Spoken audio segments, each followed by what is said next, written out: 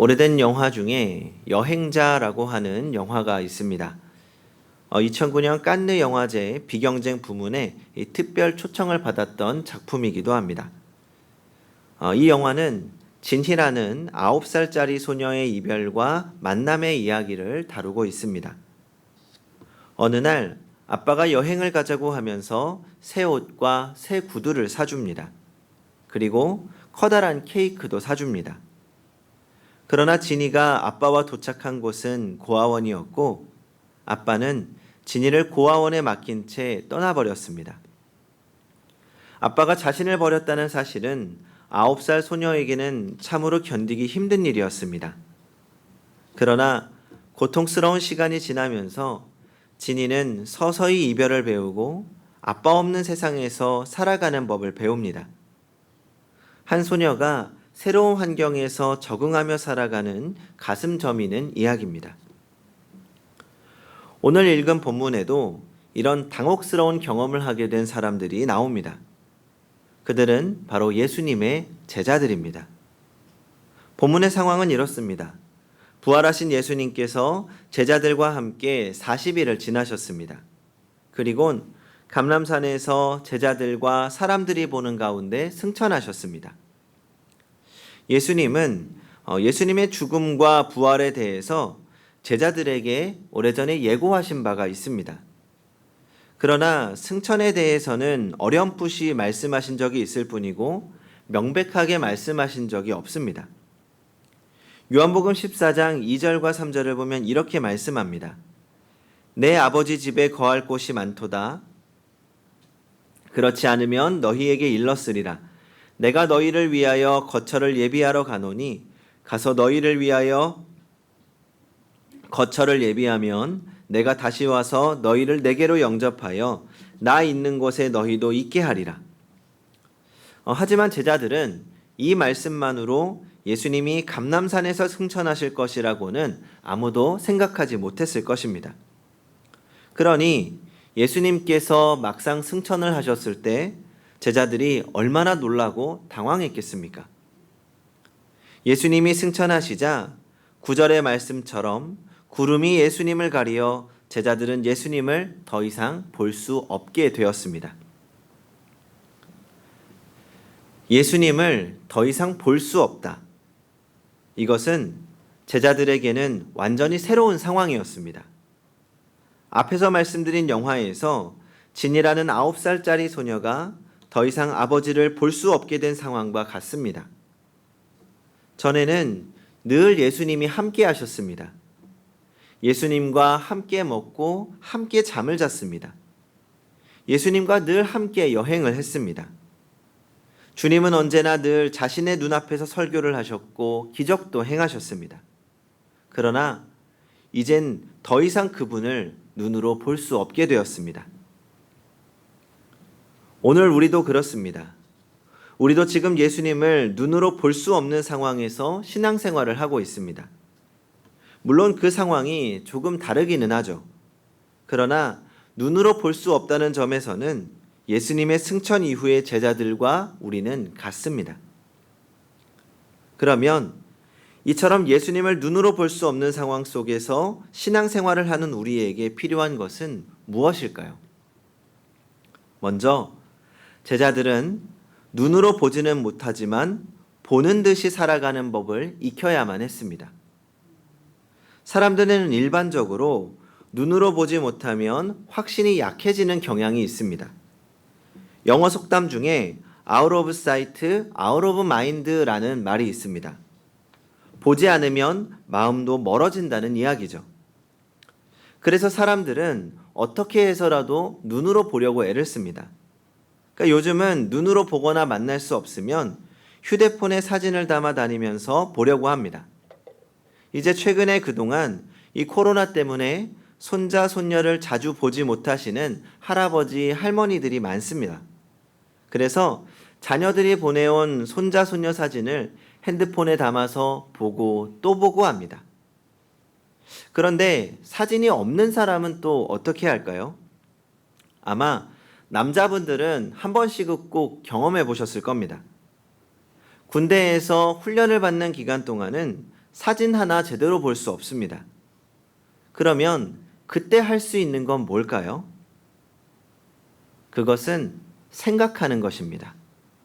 사랑하는 여자친구, 사랑하는 부모님, 사랑하는 형제들을 떠올리면서 얼굴을 떠올리고 생각하고 또 생각해 봅니다.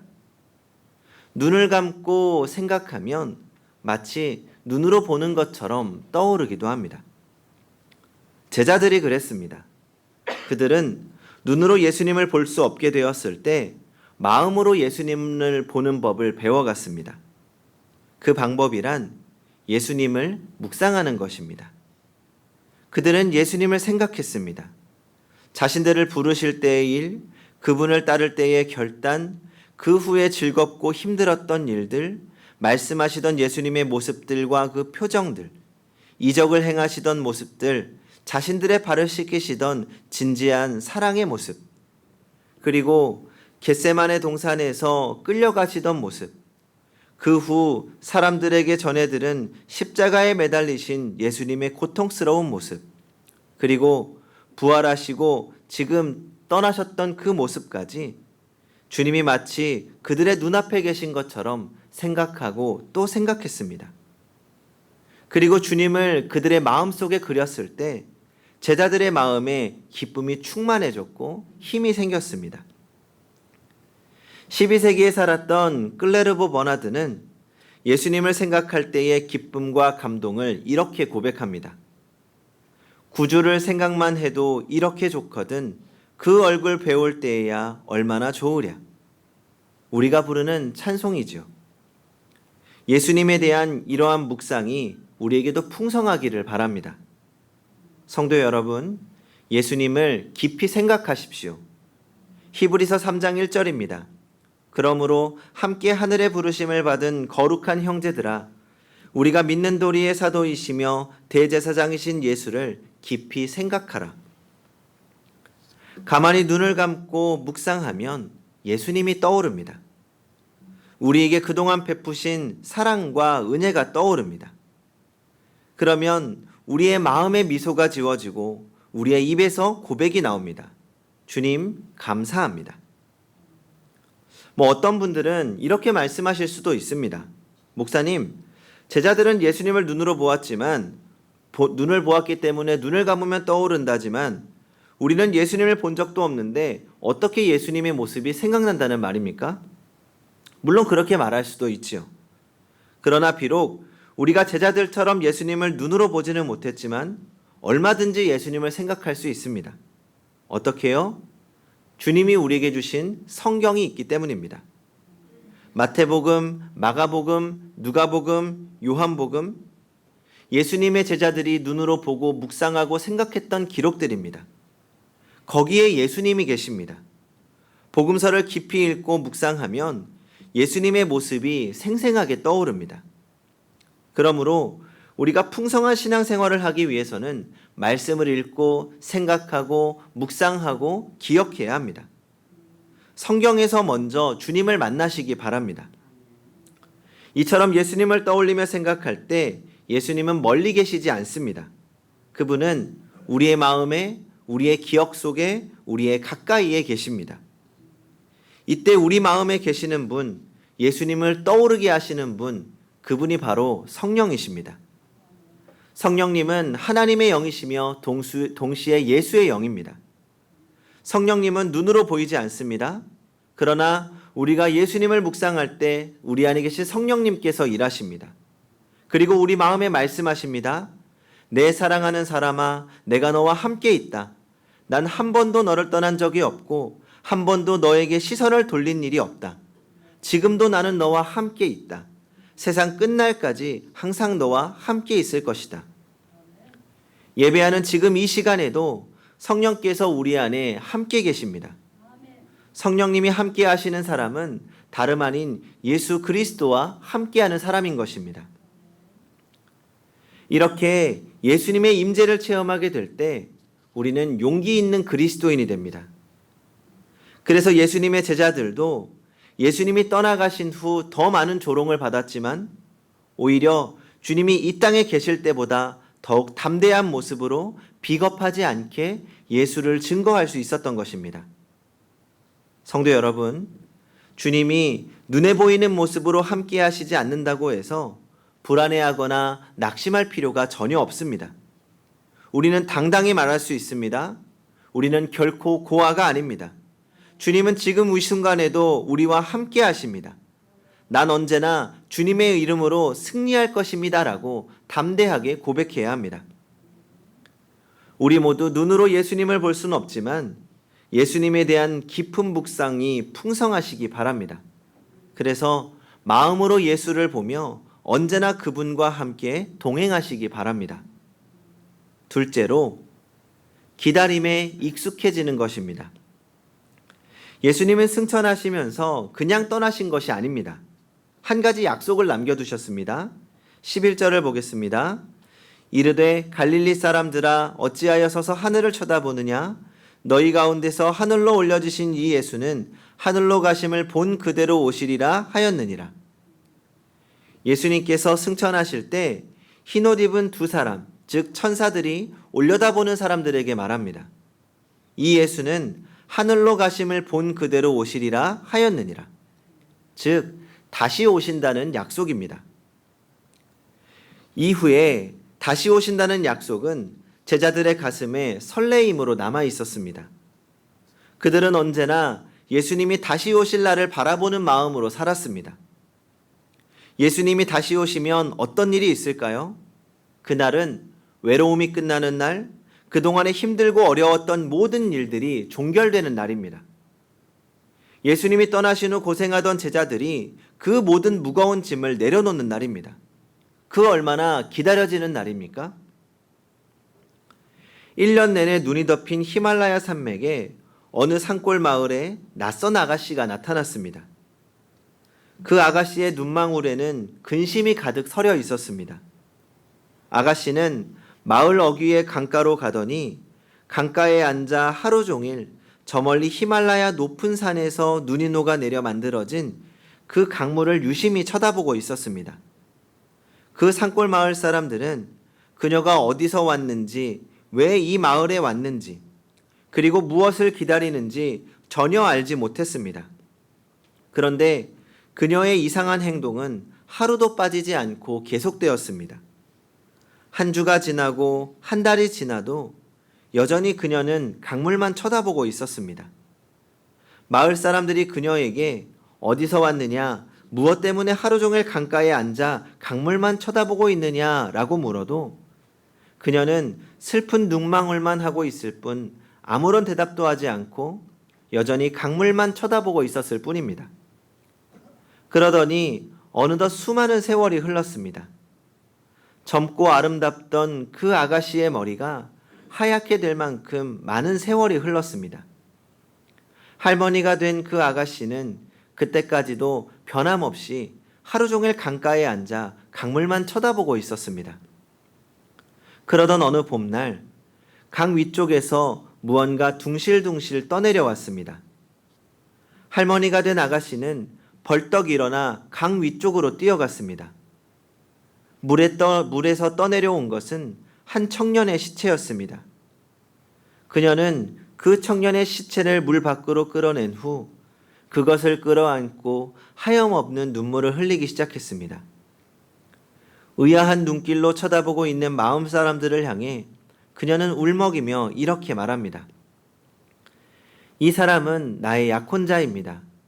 수십 년 전 히말라야의 어느 산에 올라갔다가 행방불명이 되었습니다. 저는 지금까지 평생 이 남자를 기다렸습니다. 그녀는 자신의 약혼자가 등반을 하다 실종되자 언젠가 눈이 녹으면 사랑하는 사람의 시신이 강물을 따라 흘러내려오리라는 기대감을 갖고 평생을 기다렸던 것입니다. 누군가를 기다린다는 것은 즐거움이며 또한 고통입니다. 기다림에는 설레임도 있습니다. 사랑하는 사람을 만날 수 있다는 설레임은 우리를 기쁘게 할 뿐만 아니라 그 간절한 기다림은 또 가슴앓이를 하게 만들기도 합니다. 그러나 소망이 있는 기다림은 잠깐 가슴앓이를 할지 모르지만 기다림의 끝에는 다시 없는 기쁨이 기다리고 있습니다. 우리는 지금 기다림의 시간을 살고 있습니다. 다시 오신다고 하신 예수님을 기다립니다. 소망 없는 시신을 기다리는 것이 아니라 다시 사신 예수님을 기다리고 있습니다. 그리고 이 기다림은 인내를 필요로 합니다. 그리고 인내는 사랑으로부터 나옵니다. 사랑하면 얼마든지 기다릴 수 있습니다. 젊어서 연애를 하실 때 사랑하는 사람을 몇 시간씩 기다린 경험이 있으십니까? 전 기다림을 참 좋아합니다. 데이트할 때도 가능한 조금 더 일찍 나가서 기다리곤 했습니다. 기다림의 시간이 너무 설레고 좋기 때문입니다. 그리고 약속 시간이 되어 만나면 그 설레임은 기다렸던 만큼 더 큰 행복으로 변합니다. 물론 제 아내에 대한 이야기입니다. 그러나 사랑하지 않으면 5분도 기다리기 힘듭니다. 시간이 지날수록 화가 납니다. 신앙에는 기다림이 반드시 포함될 수밖에 없습니다. 기도하는 사람은 응답을 기다립니다. 예배에 참석하는 사람들은 은혜를 기다립니다. 기다림은 신앙생활의 필수 과목입니다. 예수님을 사랑하는 마음으로 잘 기다리시기 바랍니다. 예수님은 반드시 오십니다. 그날 예수님은 우리의 무거운 짐을 벗겨주실 것입니다. 우리의 눈물을 닦아주실 것입니다. 성도란 그 날을 바라보며 기다리며 기대하며 살아가는 사람들입니다. 현실이 아무리 어렵고 힘들어도 예수님을 기다리면서 삽시다. 그분을 기다립시다. 우리 생전에 오시지 않으면 우리가 천국에 가서 주님을 만나게 될 것입니다. 그날을 기다리는 것, 예수님 만날 날을 기다리는 것이야말로 중요합니다. 셋째로, 성실하게 기다려야 합니다. 1992년에 기독교 전체를 흔들어 놓았던 다미 선교회 사건이 있습니다. 아마 잘 기억하실 겁니다. 당시에 어렸던 저도 분명히 기억합니다. 다미 선교회는 예수님이 곧 재림하실 것이라는 종말 사상을 전파했습니다. 생각보다 많은 그리스도인들이 이 시한부 종말 사상에 흔들렸습니다. 하지만 역시 해프닝으로 끝나고 말았죠. 그리스도인들뿐만 아니라 사회적으로도 불안감을 조성해서 지금 안티기독교 양성에 크게 이바지를 한 사건이기도 합니다. 그런데 이 다미 선교회가 잘못한 것이 크게 두 가지 있습니다. 사회적으로 불안을 조성하고 혼란스럽게 만든 그런 것 말고 신학적으로 성경적으로 잘못한 것이 크게 두 가지입니다. 첫 번째는 1992년 10월 28일 자정에 주님이 오신다고 시간을 정확하게 정한 것입니다. 주님은 우리에게 단 한 번도 주님이 언제 오신다고 알려주신 적이 없으십니다. 또 시간을 알려고 하는 제자들에게 때와 기한은 아버지께서 자기의 권한에 두셨으니 너희의 알 바가 아니요 오직 성령이 너희에게 임하시면 너희가 권능을 받고 예루살렘과 온 유다와 사마리아와 땅끝까지 이르러 내 증인이 되리라 라고 말씀하셨습니다. 재림의 때를 알려고 할 필요가 없다는 말씀이죠. 재림의 때를 알려고 하지 말고 지금 주님께서 주신 복음 사역의 사명만을 충성스럽게 감당하라는 것입니다. 그리고 이 다미 선교회의 두 번째 큰 잘못은 삶을 포기했다는 것입니다. 10월 28일 주님이 오시는데 뭐하러 일을 하겠습니까? 공부할 필요도 없습니다. 그래서 이 다미 선교회에 현혹된 사람들은 잘 다니던 직장들도 다 때려쳤습니다. 학생들은 학업을 포기했습니다. 곧 주님이 오시기 때문에 집을 가지고 있을 필요 없다고 생각해서 집을 모두 팔아 이 다미 선교회에 다 갖다 바쳤습니다. 주님 오실 때가 가까웠기 때문에 기도로 준비해야 한다고 집단 가출을 하기도 하고 심지어 아이를 가졌던 사람들은 낙태 수술을 하기까지 서슴지 않았습니다. 무엇이 문제입니까? 성경 어디에도 주님이 곧 오신다고 직장이나 학업을 포기하라고 말씀하지 않으셨습니다. 일하지 말고 기도만 하라고 말씀하지 않으셨습니다.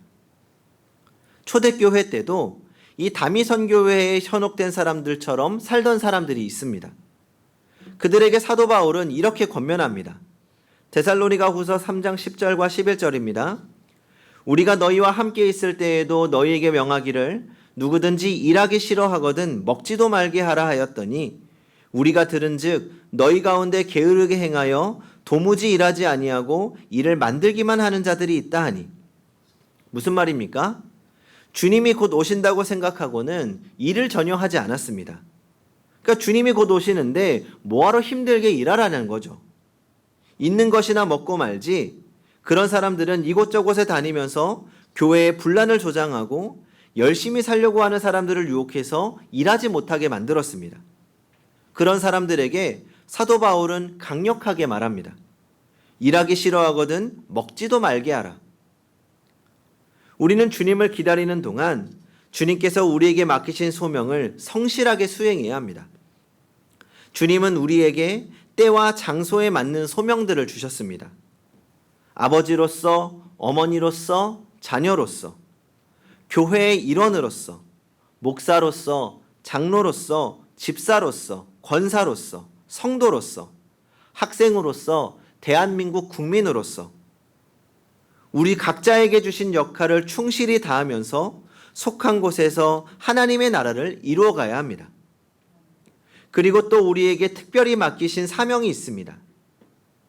누구에게서든지 음식값을 먹지 않고 오직 수고하고 애써 주야로 일함은 너희 아무에게도 패끼치지 아니하려 함이니라. 수고하고 애써야 합니다. 특별히 오늘 말씀 8절에서 말합니다. 오직 성령이 너희에게 임하시면 너희가 권능을 받고 예루살렘과 온 유대와 사마리아와 땅끝까지 이르러 내 증인이 되리라. 바로 이것입니다. 예수님의 복음의 증인으로 살아가는 일, 예수님을 세상에 소개하고 복음을 전하는 일이 우리가 힘써야 하는 일입니다. 이것이 주님께서 우리에게 남기신 숙제입니다. 성도 여러분, 우리는 참 어두운 시대를 살아가고 있습니다. 구름이 예수님을 가리워 예수님을 볼 수 없는 것처럼 시대가 어두워져 예수님을 볼 수 없게 만듭니다. 그래서 볼 수 없으니 없다 하는 사람들이 점점 많아지고 있습니다. 그러나 우리는 분명히 주님을 볼 수 있습니다. 예수를 생각하고 또 생각하십시오. 우리 마음에 주님의 모습을 항상 그리면서 사십시오. 우리 주님은 반드시 다시 오십니다. 설레이는 마음으로 주님을 기다리면서 주님이 우리에게 주신 그 숙제를 성실히 감당해 나갑시다. 그렇게 다시 오실 주님께서 우리에게 주실 상급을 기억하며 인내하는 믿음으로 그날까지 반드시 승리하는 성도님들이 되시기 바랍니다. 기도하겠습니다.